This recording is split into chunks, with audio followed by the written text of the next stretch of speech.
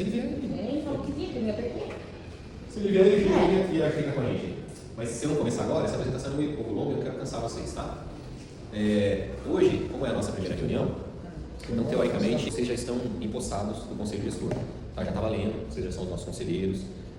Hoje eu acho que a gente não vai conseguir discutir muitas coisas da UBS em si, mas eu vou passar alguns dados que eu acho que é importante que vocês saibam, que vocês conheçam, até para que vocês tenham um embasamento de quando a gente for discutir alguma coisa, dos porquês, entendeu? Everton, eu acho que é legal fazer tal coisa. Então, com essa apresentação, vocês vão saber, por exemplo, a nossa população, a área de abrangência, quantidade de pacientes que a gente atende no mês, enfim, informações que eu julgo importante para a gente conseguir. Principalmente o Juliano, que é novo em UBS, não sei se é conselheiro na UBA, né? Sim. Como é novo na UBS, eles não conhecem. O nome dessa UBS aqui é o UBS Dr. José Marcelo Malta Cardoso. A gente conhece ela como Malta, mas o nome completo dela é esse aqui, a UBS Dr. José Marcelo Malta Cardoso. O que é importante vocês saberem? Essa unidade aqui, apesar dela ser subordinada à Prefeitura, Pessoal de Saúde, ela é administrada por uma organização social, tá? E a organização social que administra essa unidade aqui é a SPDM, que é a Sociedade Paulista para o Desenvolvimento da Medicina. Em outras palavras, é o Hospital São Paulo. Se vocês quiserem chegar mais perto, pode chegar, tá? Se vocês sentar mais aqui, fica à vontade, tá bom? Em outras palavras, é uma extensão do Hospital São Paulo, tá? Essa organização social ela tem uma identidade, tá? E a identidade dessa organização é a missão, visão e valores. A missão é atuar com excelência na atenção à saúde sem preconceito, distinção ou classificação dos cidadãos. A visão é ser reconhecida como organização filantrópica brasileira em saúde de maior abrangência. E os valores é a capacitação, social, sustentabilidade, empreendedorismo, equidade, ética, humanização, qualidade, sustentabilidade ecológica, economia econômica, social, tradição e transparência. Aqui eu coloquei, hoje ela é uma UBS mista. Para quem não sabe o que é UBS mista, nós temos dois tipos de atendimentos diferentes aqui. E eu vou explicar, acho que no próximo slide eu vou explicar o que é UBS mista, só para vocês entenderem. Tá? Área construída, nós temos aí quase 1.500 metros de área construída, que é esse prédio aqui, né? E o nosso território tem 2,5 km, mais ou menos, e a gente atende ali aqueles bairros ali, tá? Então, só para vocês entenderem um pouquinho mais da história, ela foi inaugurada em 1971, era uma unidade pequena, ali, naquele canto ali. Eu imagino que em 1971, não sei se você mora aqui desde que nasceu, mas aqui era só brejo, pelo menos com os mais idosos aí que eu conversei, era só brejo. Então, era uma mais pequena. A construção da época era apropriada para aquela população que existia aqui naquela época, tá? Só que a população foi crescendo e a UBS ela não foi crescendo proporcionalmente ao crescimento da população, tá? Em 2011 veio uma organização social chamada Faculdade de Medicina e junto com essa organização trouxe 3 equipes de estratégia de saúde da família. Então, até aquela época, até 2011, era o chamado postinho de saúde, que muita gente ainda fala postinho de saúde, né? Em maio de 2023 e 1 de 7 de 2024, a gente veio para esse prédio aqui e nós tínhamos 3 equipes de estratégia e aí a gente incluiu mais 2 equipes de estratégia de saúde da família, tá? Qual que é a diferença? Aqui está um ano depois, né? Só para vocês verem como a gente evoluiu aí nesse período. Qual que é a diferença de UBS tradicional e UBS com estratégia de saúde da família? É por isso que nós somos uma UBS mista. Nós temos tanto a UBS tradicional, que é o antigo postinho, né, que são os médicos que atendem pacientes que não têm o agente comunitário de saúde. E nós temos a estratégia de saúde da família, que é onde o médico atende junto com a equipe de ACS, um enfermeiro específico para uma área mais delimitada, enfim. Então, tem uma diferença. Mas assim, não é tudo médico, não atende do mesmo jeito. Em teoria, sim. O que acontece é que, assim, no meu pensamento, o modelo de estratégia de saúde da família, ele é mais eficaz. Tá? Porque eu consigo saber, por exemplo, se tem um idoso lá na sua casa, se tem um hipertenso, se tem um acamado, eu consigo saber as necessidades da minha população dentro da casa deles. A UBS tradicional, por outro lado, eu preciso que você venha e você me fale, olha, lá na minha casa tem um acamado. E aí que eu vou disparar alguma ação para conseguir trabalhar com essa população que eu acabei de saber que existe. Tá? Então a gente chama assim, UBS tradicional é uma UBS passiva. Eu espero a demanda chegar em mim. A UBS estratégia é um atendimento mais ativo. Eu vou até você, eu sei o que eu tenho lá, e aí eu consigo desenvolver as ações de acordo com o que eu tenho no meu território. Tá? Para mim é muito mais eficaz. Eu consigo saber, por exemplo, hoje na estratégia, quantos pacientes hipertensos eu tenho, quantos diabéticos, quantos acamados, eu consigo saber, eu tenho os números para isso. Já na UBS tradicional, eu tenho, mas não é 100% da minha população, porque eu preciso que vocês venham até mim para que eu saiba que existe esse tipo de população. Então essa é a diferença de UBS tradicional e UBS com estratégia de saúde da família. E nós somos uma mista. É bom ser UBS mista? Cara, para mim não é. Para mim, ou é UBS tradicional, ou quando junta os dois, vira uma confusão na cabeça dos pacientes. Porque ele tem a gente, vai lá na casa, não sei o que, o médico vai lá na casa dele, visita. Eu não tenho, eu moro 3 ruas para cima, então vira uma confusão. E a gente tem alguns conflitos com a população quanto a isso, tá? Lembrando que, assim, isso é uma coisa que eu decido, não sou eu que defino, isso vem da prefeitura, tá? Uma outra coisa importante vocês saberem é que, assim, como o nosso território é muito grande, fica complicado a gente cobrir todo o nosso território com 100% de estratégia de saúde da família. Mas eu vou falar disso um pouquinho mais pra frente também, beleza? Entenderam até aqui? Tranquilo? Aqui é o mapa do Butantã. amarelinho aqui é todo o nosso território. Então a gente vem aqui da Politécnica até a Leroy lá em cima. Aí da Leroy vai até a Decathlon e vai até, como é que chama aquela rua ali? Seara? É Seara. Tá? Então todo esse território é nosso, é um território muito grande, é muita gente. Tá? Uma coisa ruim do nosso território, deixa eu passar para cá para mostrar para vocês, é que nós estamos localizados mais ou menos aqui, ó, bem no extremo do território. Tá? Teoricamente, uma UBS ela tinha que ficar no meio do território, porque eu facilito o acesso de todo mundo. Eu estando aqui, a galera daqui tem dificuldade para me acessar aqui. Aqui eu tenho paciente acamado, eu tenho paciente cadeirante, eu sei que o transporte daqui para cá é ruim. Não sei se mora aqui, pode falar melhor. Eu não sei se tem um transporte tão fácil que vem daqui para cá. Uma outra característica que fica ruim é que aqui nós estamos fazendo, na verdade a gente está fazendo divisa com Vila d'Alva. Então, o paciente que mora do outro lado da Politécnica, ao invés de ir pro Vila d'Alva, ele quer vir aqui. Porque está muito mais perto da casa, assim, faz sentido. Né? Pô, eu moro aqui do lado, eu vou ter que ir lá subir aquele morro, ir lá em cima, não sei o quê. É por isso que a UBS, o ideal seria que a UBS ficasse no meio do território, para que todo mundo conseguisse acessar essa UBS de uma forma mais fácil. E a gente tivesse esse problema de invasão de outras UBS que estão mais próximas aqui para a gente, tá? Hoje, o que a gente está fazendo? A gente não está fazendo cadastro de pacientes de outros lugares. Tá? Eu acabei de mostrar para vocês o tamanho do nosso território, e se a gente começa a pegar pacientes de outras regiões, a gente mal consegue atender a nossa população. Se pegar de fora, fica pior ainda. Tá? Então, se alguém procurar vocês e falar, só lá não quer fazer, não vai fazer mesmo, não tem como fazer. Tá? O território é pensado, a UBS é pensada para uma quantidade de usuários que está dentro da sua área de abrangência. Se eu começar a burlar isso, aí fica complicado, beleza? Fica fácil lá em cima e dificulta para a gente aqui embaixo. Tá? Aí no caso é só aqui na Politec e lá no Sara também. Então, muita gente daqui luta pro Sara, como fica? É que o SARA é pronto-socorro, o SARA é porta aberta. E pode ir qualquer pessoa lá. Eu não tem como. O SARA, na verdade, assim, o SARA, ele tem que atender. Sim, mas eu estou falando as pessoas que já era aqui já. É para aqueles prédios novos? É da equipe grande. Inclusive tem estratégia lá. Eu já fiquei preocupada, porque você falou da Politécnica, né? Não, aí pega a Politécnica, vai até a Decathlon. Então, porque lá tem bastante família nossa lá. Mas é nosso, é tudo nosso. Tá, vem pra cá, beleza? Aqui é só aqui também, para estratégia. Para vocês entenderem um pouquinho, é o organograma da SPDM e da Prefeitura e das unidades, tá? Então, cada diretoria lá na SPDM, ela tem um escopo de atendimento diferente, né? A diretoria administrativa, a diretoria clínica e a diretoria de enfermagem. As unidades, elas estão aqui sob o guarda-chuva da diretoria clínica, tá? Malta Cardoso também. Então, eu respondo diretamente para a minha diretoria clínica, eu não respondo para a diretoria administrativa e nem para a diretoria de enfermagem. A enfermagem tem uma outra diretoria diferente da minha, tá? Da nossa aqui. E tem os setores ali que estão todos abaixo da gerência, mas cada um ali tem a sua chefia específica, tá? Aqui dentro do planejamento estratégico, esses são os cursos que a gente dá aqui para a galera aqui. Aqui. A gente tem na UBS vários sistemas, a gente usa vários sistemas. A gente usa correio eletrônico, a gente usa prontuário eletrônico, a gente usa ouvidoria, que também é eletrônica, quase tudo hoje é eletrônico. A questão das vacinas eletrônicas, o e-mail institucional, a questão do RH, de contratação, é tudo eletrônico. Então, aqui eu coloquei todos os sistemas que a gente usa hoje na UBS para conseguir trabalhar de um jeito tudo informatizado. Tá? Então, a gente é praticamente 100% informatizado em tudo que a gente faz. Tá? A UBS ela não trabalha sozinha, tá? Ela precisa de apoio de outras unidades. Né?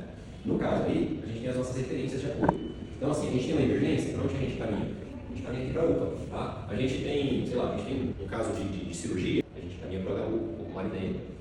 Idoso, a gente manda para a URSS. Doença infecto-contagiosa, a gente manda para o SAI. Enfim, a gente tem todas essas cabos adulto, infantil, alpidrogas, o ano de especialidade, tem o conceito tutelar, também faz parceria com a gente trabalha junto com o conceito tutelar, o CRAS, o CRES, enfim, a gente tem várias unidades aí que apoiam a gente e a gente apoia as unidades. Agora, esse aqui é um dado que é importantíssimo vocês saberem. Pelo censo do IBGE, a gente tem aqui na nossa região 36 mil pessoas, tá? 36 habitantes só aqui na nossa região aqui do Malta Cardoso, tá bom? Porém, lembra que eu falei para vocês que a gente tem dois métodos de trabalho aqui, né? O UBS tradicional e estratégia de saúde da família. Então, na estratégia de saúde da família, nós temos 5 equipes e nós temos 15.279 pessoas cadastradas. Então, a estratégia atende hoje 15.279 pessoas. Eu acho que já aumentou um pouco. Aumentou um pouco porque a gente pegou o prédio lá e antes de pegar o prédio, fiz a apresentação de pegar o prédio, tá? Aqui, gente, a gente precisa lembrar de uma coisa. Eu tenho aqui 5 equipes para atender essa população aqui. Tá? 5 equipes. Nessas 5 equipes, eu tenho um médico de família, cada equipe, né? Eu tenho um médico de família, médico generalista, um enfermeiro, 2 técnicos de enfermagem e 6 agentes comunitários. Cada equipe atende mais ou menos 3.000 a 3.200 pessoas, cada equipe. Tá? Então nós temos 5 equipes, aí se dividir essa população aí por 5, cada equipe atende mais ou menos 3.000 pessoas, tá? Basicamente é isso. Tá? Já na área posto, eu tenho 28.838 pessoas cadastradas. E o que eu tenho para oferecer na área posto? Eu não tenho agente comunitário, eu tenho os enfermeiros, mas eu tenho 3 clínicos, 2 pediatras e 2 ginecologistas. E as psiquiatras que acabam dando. Eles vão para lá também? Como assim, vão para lá? Eles vão fazer visita na casa da pessoa? Se precisavam, também, tá? Eles têm, assim, quando eu configuro a agenda deles, eu deixo um horário para fazer visita domiciliar, eu deixo um horário para eles sentar aqui com a equipe e discutir alguns casos que são muito complicados, então eles vão sentar com a psicóloga, com o nutricionista, com, olha, eu fui na casa, não sei o quê, vamos, o que a gente pode fazer? Então, os vários saberes, ali, médico, enfermeiro, nutricionista, psicólogo, psiquiatra, não sei o quê, a gente tem que estabelecer uma linha de cuidado para aquele paciente mais grave, mesmo que ele esteja em casa, tá? Qualquer profissional pode ir na casa, qualquer um, tá bom? Aqui qualquer profissional, se precisar, vai na casa. Lógico que alguns são mais complicados, por exemplo, o psiquiatra, cara, precisa ser uma coisa muito bem planejada, porque ele tem uma agenda muito cheia, muito completa, entendeu? Mas ele vai também, se precisar, ele vai também, tá? Então, assim, olha só, juntando os dois, a nossa área de abrangência, nós temos hoje 44.114 pessoas cadastradas aqui nessa UTS, tá? Eu acho que já aumentou um pouco também, beleza? Aqui são a quantidade de pessoas por equipe, tá? O Ster lá, aqui pra cima do hospital, tá bom? Mas todos usam, tá? Não é só essa galera aqui de Sapé que usa. Então a gente tem uma população aqui, mesmo as pessoas que moram lá numa área mais favorecida também usa bastante a UBS. Tá? Equipe terceirizada, o que a gente tem de terceiro? A gente tem 9 profissionais da segurança, controladores de acesso, 3 trabalham durante o dia, todos os dias, e 2 trabalham à noite em turnos diferentes. Tá? E pessoal da limpeza a gente tem 9 profissionais também. Aqui eu coloquei todos os profissionais que a gente tem. Tá? A gente tem quase 200 profissionais. Tá? Na época que eu fiz essa apresentação, eu tinha em aberto ali 2 vagas de médico de estratégia, que eu não tenho mais hoje, e estava com 2 vagas de técnico, que eu não tenho mais hoje. Tá? Aqui eu fiz um perfil epidemiológico, na verdade, são as doenças dos nossos profissionais. Tá? A gente tem um perfil epidemiológico de usuários, mas o profissional também adoece. Ele também fica doente. Então eu coloquei aqui mais ou menos o perfil epidemiológico dos profissionais, coloquei ele separado por faixa etária. Tá? 85% dos nossos profissionais são mulheres, 15% são homens, então majoritariamente nós trabalhamos aqui com mulheres. Então, ó, nós temos aqui colaboradores hipertensos, nós temos colaboradores diabéticos, nós temos colaboradores com colesterol alterado, temos colaboradores tabagistas, e a gente também tenta trabalhar com esses profissionais para que eles melhorem a qualidade de vida deles. Então, a gente faz com os usuários, a gente também oferece atendimento para os nossos profissionais. também médico? Aqui eu fiz, aqui é um gasto de lições que a gente tem, que a gente também controla, a gente tenta diminuir isso, tudo bem, tá? Então a gente faz um controle disso. Aqui é o peso do lixo, a gente pesa o lixo, porque a gente também tenta reduzir a quantidade de lixo que a gente envia para fora. Aqui é o consumo de água e de energia, que a gente também faz um controle mensal, para saber se quanto está gastando, se aumentou demais, se está tendo um vazamento, se não está, se está deixando a luz acesa à noite, se não está. A gente faz um controle também, tá bom? Aqui é uma questão de gestão ambiental, que a gente trabalha com gestão ambiental. Normalmente, quem faz essa parte aí é a Cleide, tá? Que vai fazer a ajuda da gestão ambiental nos territórios. Aqui foi um 2019, 2020, que fez a limpeza do... Foi, né? Então, o rio estava assim, a gente fez uma parceria junto com a Vigilância Sanitária e a gente conseguiu assim, mas... aqui eu coloquei, só para vocês entenderem, a nossa característica populacional, tá? Então, o azulzinho são os homens, o vermelhinho são mulheres, e aqui por faixa etária. Então, aqui, ó, de 0 a 4 anos, eu tenho 1.113 homens e 1.132 meninas. E 5 a 9 anos, 1.542 e 1.214, só para vocês entenderem. Então, assim, majoritariamente aqui homens e mulheres, né? No território a gente tem mais mulher do que homem. Aqui eu separei por perfil, por raça, né? Então a gente tem a maioria parda, amarelo, branco, indígena, pretos e não declarados. Lembrando que aqui é uma autodeclaração, não é eu que decido. Quando o paciente chega lá, as meninas perguntam, vocês consideram de que cor? Então, negando, ele fala, não, eu sou pardo. A gente tem que respeitar o que o cara acha que ele é, tá? Então, o que eu tenho aqui é tudo autodeclarado, tá? Aqui é o perfil etário também. Aqui é um perfil etário de um período de atendimento. Tá? De janeiro a dezembro de 2025, foi o perfil etário que mais esteve na UBS. E de novo ali, ó, a gente vê os idosos, tá? Quem mais passa na UBS, quem mais tem necessidade de ir na UBS, são os idosos, tá? Aqui é só a jornada do paciente, porta de entrada, acolhimento, atendimento assistencial integral. Se precisar de algum encaminhamento depois do atendimento do médico aqui, ele faz o encaminhamento. Se precisar de acompanhamento, retorno das consultas, também a gente faz, avaliação, monitoramento, enfim. Essas aqui são as mortes que a gente teve em 2025, as que a gente sabe que aconteceram, tá? Então a gente vê ali que, por questões respiratórias, o maior número de mortes que a gente teve no ano passado. Tá? Tiveram outras também, mas respiratória aí foi maior. Tá? Aqueles outros ali, é que a gente sabe que teve o falecimento, mas a gente não sabe a causa. Porque muitas vezes o familiar não quer falar. Tá? Não, prefiro não falar. A gente tem que lembrar que a gente está no território que tem violência, né? Às vezes assassinato, enfim, violência, e a família prefere não falar. Tá? Aqui é um perfil odontológico, eu não vou entrar nesse método aqui, porque eu não entendo muito de odonto, tá? Mas aqui é o que a gente atende de odontologia no ano de 2025. Aqui são as principais doenças que a gente atendeu em 2025. Então, o que a gente mais atendeu foi odonto, foi criança lá no odonto, tá? Em segundo lugar, foi hipertensão e a diabetes. Tá? provavelmente para os idosos, que é o que a gente mais Mas a diabetes também está bastante, A né? gente tem que estar bastante, tem que tomar cuidado. Aqui são os procedimentos. Aqui eu coloquei todas as doenças que são notificáveis. Você sabe o que é doença de notificação? Sabe o que é? Não. Tem algumas doenças que são determinadas pelo Ministério da Saúde, que independente do grau da doença, a gente tem que fazer uma notificação, tem que preencher um formulário que já vem do Ministério da Saúde, a gente tem que preencher esse formulário e mandar para eles para que eles saibam que essa doença está tendo aqui no nosso território. Tá? E a partir dessas notificações que eles tomam as ações. Por exemplo, eu não tenho notificação de sarampo.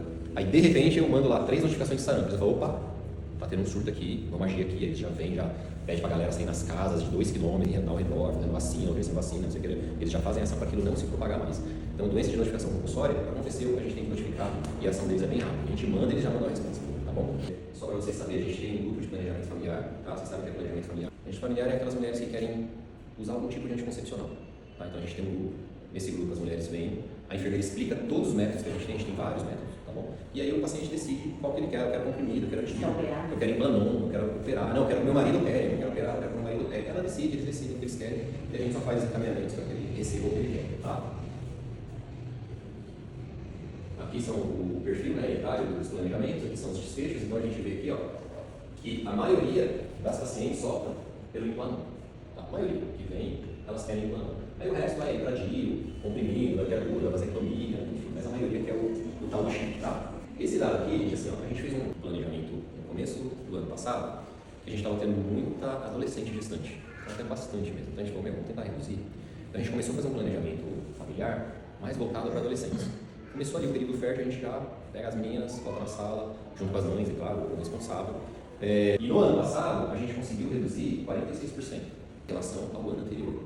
Tá? Para a gente, é uma baita de uma vitória. Esse ano a gente quer chegar ali em 70%, 75%. Agora a gente quer baixar mais ainda esse número aí. Aqui é só a rotina de acompanhamento da gestante, tá? Às vezes vocês que estão de fora, vocês acham que a gestante ela vem, passa em consulta e vai embora. Não é só isso. Tá? A gente liga para essa gestante. Se ela não vem colher exame, a gente liga para ela e cobra que ela vem colher exame. Ela tem que passar obrigatoriamente pelo menos 7 consultas durante o pré-natal, ou seja, 9 meses, ela tem que passar no mínimo 7 vezes. Pode passar mais, se ela quiser. Mas o mínimo são 7 consultas. Então, assim, ela faltou na consulta, a enfermeira liga para ela, olha, você faltou na consulta, vou reagendar aqui para você, não sei o quê. Então, a gente faz um trabalho extremamente cansativo para as gestantes, tá? Por quê? Porque a gente precisa controlar a sífilis, precisa controlar a gestação dela. Tem paciente que adquire diabetes durante a gestação, tem paciente que tem hipertensão durante a gestação. Então, assim, a gente tem que fazer um acompanhamento bem próximo da gestante. E essa questão da gestante, graças a Deus, a gente consegue fazer muito bem, tá? Lógico, aqui é a idade das gestantes, né? Então, a maioria das gestantes aí está entre 21 a 30 anos, que é uma idade boa, é uma idade ok para a pessoa ficar gestante. Diminuiu ali de 15 a 20 anos. De 31 a 40 anos já é uma idade um pouquinho mais complicada, mas ainda está dentro. E acima de 40 anos ali, a gente tem bem pouquinho, que é aquele azulzinho. Não é o indicado, mas ainda acontece, tá? Outra coisa que a gente tem que fazer todo mês é o acompanhamento dos bebês, tá? Então, o bebê, ele precisa passar, obrigatoriamente, nasceu, ele tem que passar em até 10 dias numa consulta. E depois dessa consulta dos 10 dias, ele tem que passar em até 30 dias numa segunda consulta. Normalmente, os pais trazem na primeira consulta e não traz mais na segunda consulta. Então, a gente, do mesmo jeito que a gente faz com a gestante, a gente faz com os LNs também, tá? Então, eu fiz um comparativo aqui, só para vocês verem, que assim, essa primeira consulta até o 11º dia, no primeiro semestre do ano passado, a gente ficou em 66%. Depois que a gente começou a acompanhar mais de pertinho, a gente subiu para 81%. Tá? O ideal seria 100%. A gente tem que pensar que assim, tem bebê que fica internado, então ele passa desse prazo, ele não é culpa nossa. Tem mãe que tem convênio, então ela não quer, então ele sai, ele está na nossa estatística, mas a gente não vai conseguir bater 100% nunca. Tá? E da consulta até dos 11 aos 29 dias, a gente de 48% no primeiro semestre a gente conseguiu avançar. Que é um acompanhamento que os enfermeiros fazem bem rígido para conseguir acompanhar. Tá?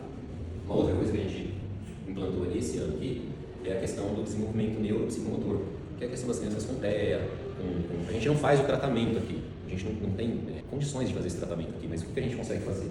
A gente consegue antever, quando o bebê está ali entre os 3 meses e 3 anos, a gente consegue detectar se aquele bebê ele tem ou não tem, a gente consegue fazer o encaminhamento o mais cedo possível, tá? Porque sem esse grupo, quando não tem o grupo, às vezes o bebê está com 5 anos e ninguém percebeu, porque assim, 15 minutos de uma consulta é muito pouco, o médico não consegue. Então a gente fez um grupo, os bebês vêm, as pediatras fazem, a gente faz com as 2 pediatras, elas fazem uma baita de uma palestra, elas explicam, por exemplo, olha, o seu bebê de 0 a 3 meses, ele tem que fazer tal movimento, tal movimento, tal movimento. Não está fazendo isso, se preocupe.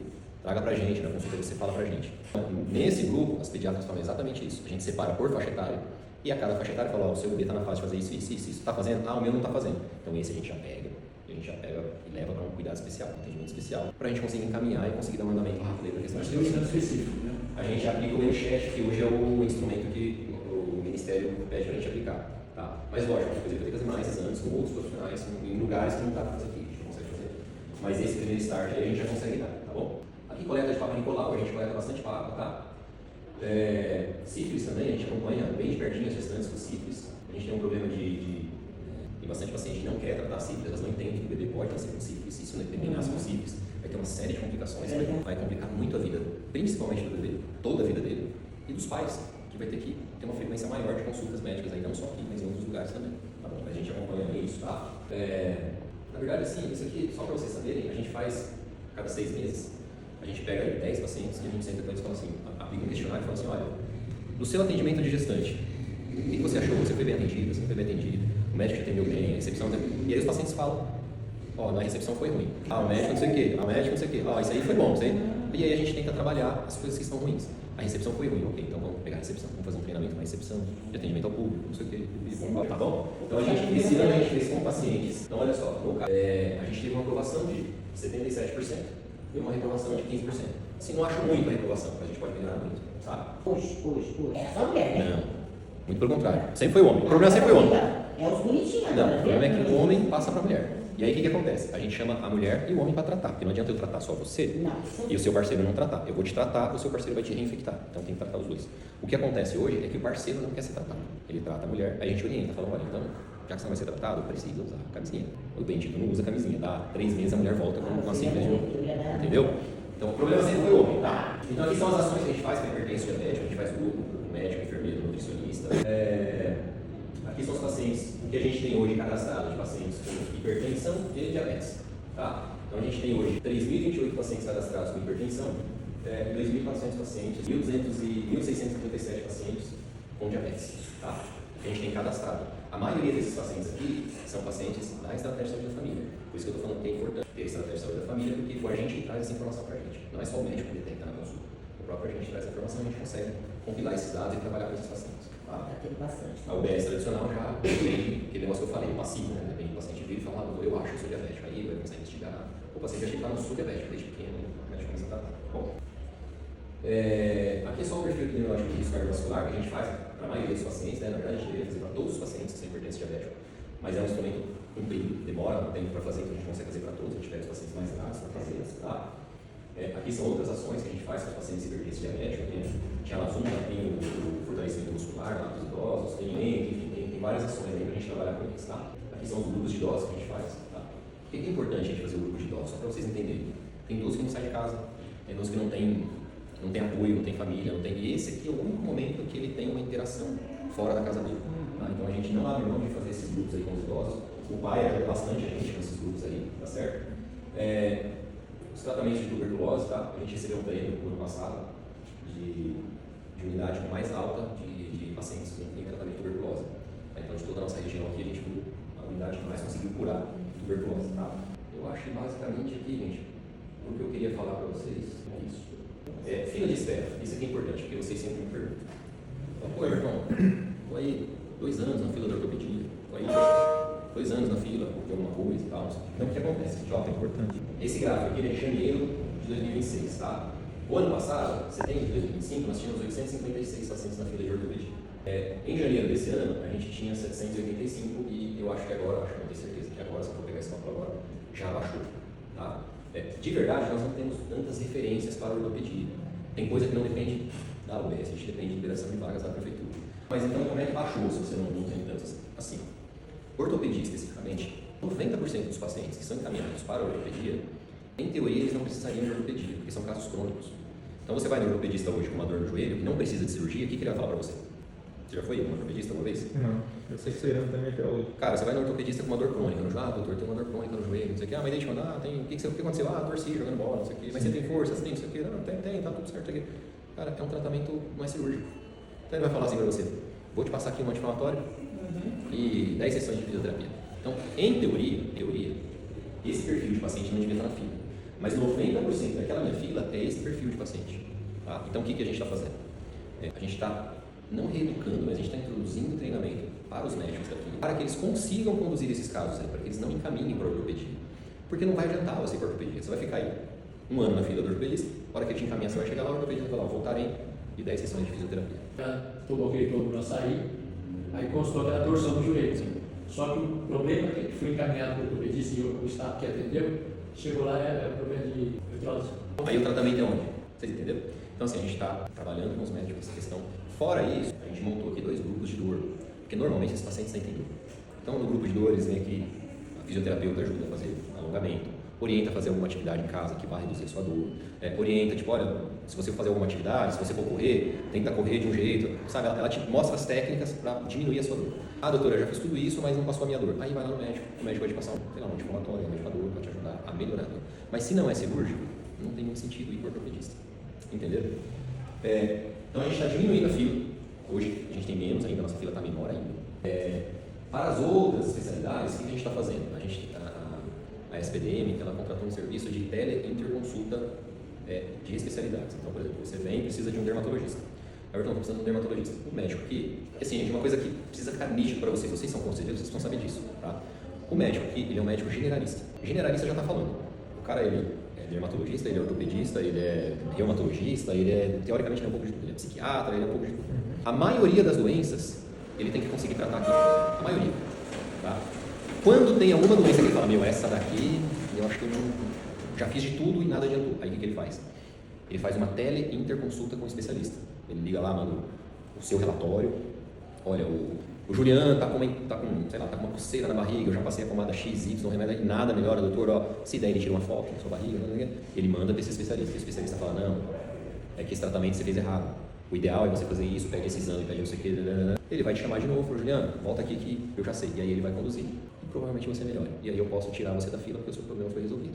Você entendeu? Esse médico, eu falo assim, mas poxa, né, eu queria passar no especialista e tal, não sei o que. A gente precisa entender, gente, que assim, a nossa demanda hoje é maior que a nossa oferta. Tá? Então, o que a gente conseguir resolver aqui, legal.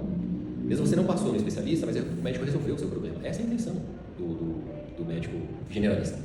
Para você chegar aqui, ele resolveu o seu problema. Tá? E aí você acaba saindo da fila. Isso é bom porque assim, é uma educação continuada para o médico. Ele não sabia como tratar uma determinada doença e agora ele sabe. Então, o próximo que chegar, ele já vai fazer o tratamento, porque o tratamento correto vai resolver o problema do paciente mais rápido. Não é um teste. Talvez se não der certo, aí tenta outra pomada. Cara, é que é muito difícil. É que, sim, Juliano, pode acontecer. Estou falando que não pode acontecer. Tá? Pode acontecer. Pode acontecer de você ir no especialista e te passar um tratamento e você melhorar. Sim. Já aconteceu comigo. Ir no especialista, o cara passar um tratamento e eu melhorava. Pô, não melhorei. Eu vou em outro especialista, ele passa outro tratamento, aí eu melhoro. Pode acontecer. Tá? Mas, cara, eu posso chutar alto para você que 95% dos casos, é claro, tem caso que não dá para ser online, não dá para ser assim, tem que ir para fila e tem que passar por especialista. Não estou falando que todos os casos não, tem caso que tem que ir. Que o especialista tem que... Sim, os mais complicados, entendeu? Porque os mais simples, eu tenho um generalista aqui, ele estudou para isso, é para ele conseguir resolver esse problema. Beleza? Deu para entender essa parte aí, das filas? Tá bom? E é o caso que acontece, por exemplo, Júlio, no caso de nós homens, né? O problema do neurologista. Tem muita gente que chega aqui, não, que eu quero passar no neurologista. Dizendo que os nossos médicos aqui podem fazer esse primeiro acompanhamento e se aí ele te direciona para o neurologista. Pelo contrário, ele mesmo é tratado da próstata que não precisa diretamente direcionar para o neurologista porque não atingiu aquele grau para poder ser direcionado. E muitos homens querem essa situação. Aí é onde acaba me prejudicando o atendimento aqui. A maioria dos tratamentos, em teoria, vai ser feito aqui. Aí sim, aí o médico ele pode até encaminhar você para fazer um exame. Você fala, olha, eu consigo tratar, mas eu preciso de um exame X. Sim, ok. Faz o exame. Esse ponto que está tendo muita reclamação. Eu acho que são os dois. Esse exame, até você conseguir fazer. Eu não entendi um ponto, só para entender, tá? Vamos falar besteira. Você veio aqui, passou no médico, o médico te pediu uma tomografia da cabeça. Tomografia. Beleza? Aí você demorou para marcar a tomografia. Demora para marcar a tomografia, é isso que você está falando. Aí você vai lá e faz a tomografia depois de, sei lá, 8 meses. Aí você volta no médico aqui. O exame que ele pediu naquele tempo, se passou isso tudo de meses, aí quando vê o resultado já não vale mais, sabe? Tem que fazer de novo. Entendeu? Não, é o contrário. É o contrário. Você está falando que demora para fazer a tomografia e demora para ele passar no médico de novo. Aí nessa demora de passar no médico de novo, aí puta, já passou um ano que ele fez a tomografia, agora não adianta mais fazer isso. É o pedir e o retorno, né? Entendi. Isso aí, na verdade, se for aqui, a gente consegue pensar em alguma coisa. Se for especialista, porque assim, ó, quando você vai no especialista, você vai no dermatologista. Aí o dermatologista te pede um exame específico. A regulação deles lá, do lugar que você foi, da atenção secundária, a gente é atenção primária, esses lugares são atenção secundária. Então, o médico dele lá pediu para você fazer um exame que você vai entrar na regulação dele lá, não aqui. Sim. Porque tem alguns exames que eles têm acesso e nós não. Porque você precisa passar por ele, para ele falar, não, esse exame realmente você precisa. Aí ele só esse, aí você fica na fila dele lá. E o seu retorno com ele lá também está condicionado a eles lá fazerem o seu retorno, não sou eu aqui. É diferente da primeira consulta. A primeira consulta sou eu aqui. Você vem aqui e fala, não, precisa de dermatologista, eu vou te pôr na fila. Essa primeira consulta sou eu. A segunda consulta de retorno não sou mais eu. É a atenção especializada, não eu. Deu para entender? Quando é aqui, por exemplo, pedir um exame de sangue, você faz aqui. Agora, fez exame de sangue, cara, tem 2 meses que eu não consigo passar. Essas situações aqui dentro, a gente consegue resolver. A gente pode pensar fluxo específico, tá? A gente pode até nas próximas reuniões, Everton, vamos aquele assunto lá, o que você acha da coisa? Cara, a gente pensa junto em alguma coisa, legal, isso aqui para resolver esse problema. Embora eu ache que assim, os pontuais, cara, que às vezes ele te encaminha pro terciário, tá lá, mas daqui a gente tenta resolver aqui, pô, Everton, esse fluxo aí não tá legal, né? Se você não conseguir ter acesso, beleza, o que tá ruim? Ah, pô, o cara veio, fez o exame, ficou 1 ano sem conseguir passar. Cara, vamos entender melhor, chama o cara, vamos conversar com o cara. Mas o senhor veio tentar agendar? Não, não vim, pô, aí também não vai passar mesmo. A mulher veio de manhã, ela até postou isso aí no Instagram. Eu vi no Jornal News também, é outro problema. Mas presta atenção, ela não contou a história completa. A história completa foi, ela veio de manhã. É até bom para passar